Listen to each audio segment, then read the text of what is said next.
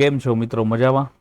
સ્વાગત છે તમારું ડેઇલી એનાલિસિસ વિડીયોમાં. તો આપણે વાત કરીએ કે બેંક નિફ્ટીમાં કાલે કયા લેવલથી આપણને ટ્રેડ મળી શકે છે ને કયા લેવલથી આપણે કોલ કે પુટમાં સારું એવું લેવલ બની શકે છે. બરાબર, તો બેંક નિફ્ટીનો અત્યારે 15 મિનિટનો ચાર્ટ છે એ ડ્રો કર્યો છે. લાસ્ટ તમે એક વીકથી જુઓ તો માર્કેટ જેટલા બ્રેકઆઉટ અને બ્રેકડાઉન આપે છે એ બધા ફેલ કરે છે. કોઈ કન્ટિન્યુ મુવમેન્ટ મળતી નથી.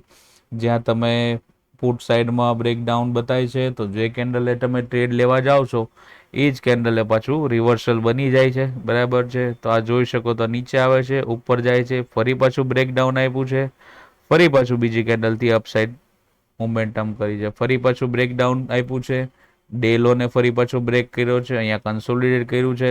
તો અહીંયાથી એક મોમેન્ટમ આપણને 2 થી 3 કેન્ડલની કન્ટિન્યુ મળવી જોઈએ, જે માર્કેટ હમણાંથી નથી આપતું. બરાબર, ફરી પાછું અપ સાઈડ લઈ જાય છે ને જ્યાં રેઝિસ્ટન્સ હતો ત્યાંથી ફરી પાછું એક ડાઉન સાઈડની મુવમેન્ટ આપે છે. આ માર્કેટ અત્યારે સ્કેલ્પિંગ ટ્રેડ માટેનું છે કે જે 15 થી 20 પોઈન્ટમાં સ્કેલ્પિંગ કરી અને જે નીકળી જવાય છે અને જેને સ્કેલ્પિંગ ફાવે છે એની માટેનું માર્કેટ છે અત્યારે. બાકી મોસ્ટ ઓફલી સારા સારા ટ્રેડ લેવા હોય તો દિવસમાં 1 થી 2 ટ્રેડ આપે છે માર્કેટ. બરાબર છે, વધારે કોઈ માર્કેટ ટ્રેડ આપતું નથી. હવે જોવા જઈએ કે આવતીકાલે માર્કેટમાં કયા લેવલથી કામ કરવું જોઈએ.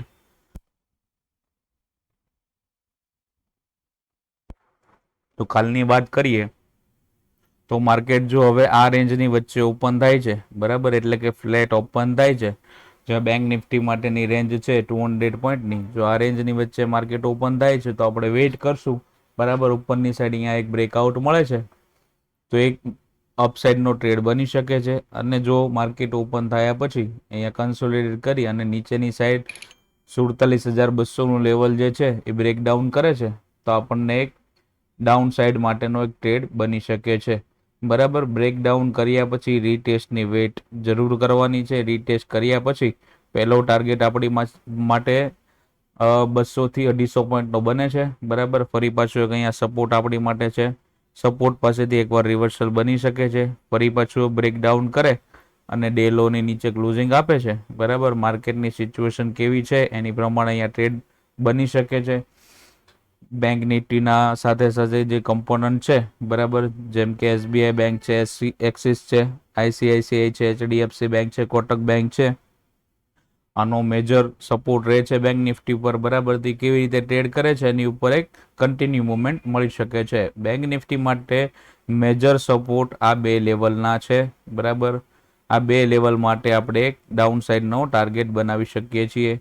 જો અહીંયા માર્કેટ કન્સોલિડેટ કરી અને નીચે આવશે, બરાબર, તો આ 2 ટ્રેડ બની શકે છે. હવે ઉપરની સાઈડ જોવા જઈએ તો ઉપરની સાઈડ આ જે લેવલ છે જે આજનો આખો દિવસ ત્યાં કન્સોલિડેટ કર્યું છે આ રેન્જમાં. બરાબર, હવે જો બ્રેકઆઉટ આપે છે ઉપરની સાઈડ તો પહેલો ટાર્ગેટ બની શકે છે આપણો આ લેવલનો. બરાબર છે, જે છે 47,650 થી 700ની રેન્જ વચ્ચેનો એક ટાર્ગેટ બની શકે છે. હવે સાંભળો કે માર્કેટ ગેપઅપ ઓપન થાય છે, બરાબર, ને આની ઉપર ઓપન થાય છે તો ફર્સ્ટ કેન્ડલ 5 મિનિટની જો કોઈ સારું એવું બ્રેકઆઉટ અપરની સાઈડ આપે છે અને જો ફોલો થ્રુ કેન્ડલ સાથે અપ જાય છે, બરાબર છે, તો એક આ 47,700ના લેવલ માટે એક ટાર્ગેટ બની શકે છે.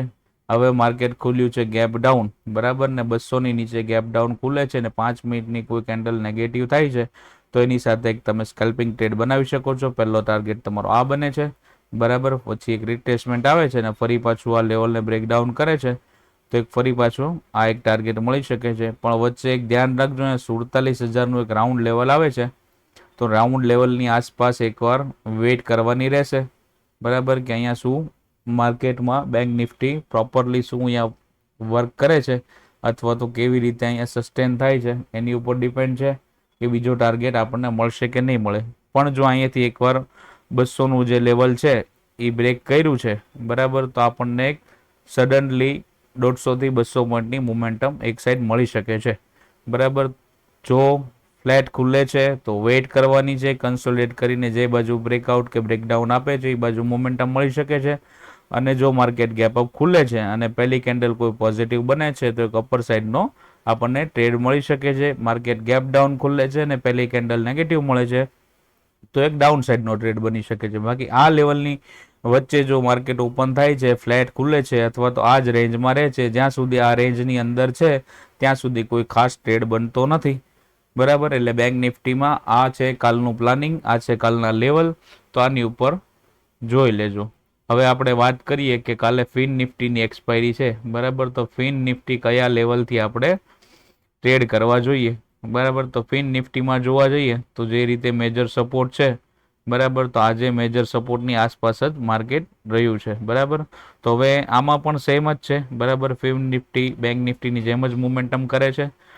તો આ રેન્જની વચ્ચે માર્કેટ ખુલે છે તો વેઇટ કરવાનો છે. અપસાઇડ બ્રેકઆઉટ આપે છે તો એક નાનો અમથો ટાર્ગેટ બને છે, બરાબર, 20,960 આજુબાજુનું. અને બ્રેકડાઉન જો કરે છે, બરાબર, બ્રેકડાઉન કર્યાનું લેવલ છે જે એ 20,800નું લેવલ છે. 20,800નું લેવલ બ્રેકડાઉન કરે છે અને સસ્ટેન કરે છે અને નીચે જાય છે તો આપણી માટે એક 20,740નો ટાર્ગેટ છે.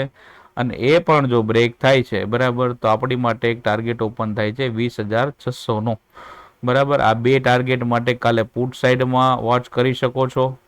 અપસાઇડ માટે અત્યારે એક આ ટાર્ગેટ બને છે, બરાબર, અહીંયા કન્સોલિડેટ કરે છે અને ફરી પાછું અપર સાઈડ જાય છે, બરાબર. તો એક આ ટાર્ગેટ આપણી માટે ઓપન થઈ જશે જે 21,000નું રાઉન્ડ લેવલ આવે છે, બરાબર. તો આ બે ટાર્ગેટ અપરના અને બે ટાર્ગેટ ડાઉન સાઈડના છે. કાલે ફિન નિફ્ટીની એક્સપાયરી છે તો એક્સપાયરીમાં ધ્યાન રાખજો, બરાબર. બાકી કાંઈ અપડેટ હશે તો ટેલિગ્રામમાં આપણે આપી દઈશું. ટેલિગ્રામ ચેનલ જોઈન નથી કરી તો ટેલિગ્રામ ચેનલ જોઈન કરી લેજો, ડિસ્ક્રિપ્શનમાં લિંક આપેલી છે, બરાબર. તો એમાં લાઈવ અપડેટ તમને મળતું રહેશે. ચાલો મિત્રો, મળીએ છીએ. વિડીયો ગમ્યો હોય તો લાઈક કરજો, કમેન્ટ કરજો અને તમારા મિત્રો સાથે શેર કરજો, જેથી કરીને એને પણ કાલના લેવલ મળી જાય. બેંક નિફ્ટીમાં ટ્રેડ કરવો હોય અથવા તો ફિન નિફ્ટીમાં ટ્રેડ કરવો હોય તો એને પણ એક કાલ માટેના લેવલ મળી જાય, બરાબર છે મિત્રો. તો મળીએ છીએ નેક્સ્ટ એનાલિસિસ વિડીયોમાં. આવજો.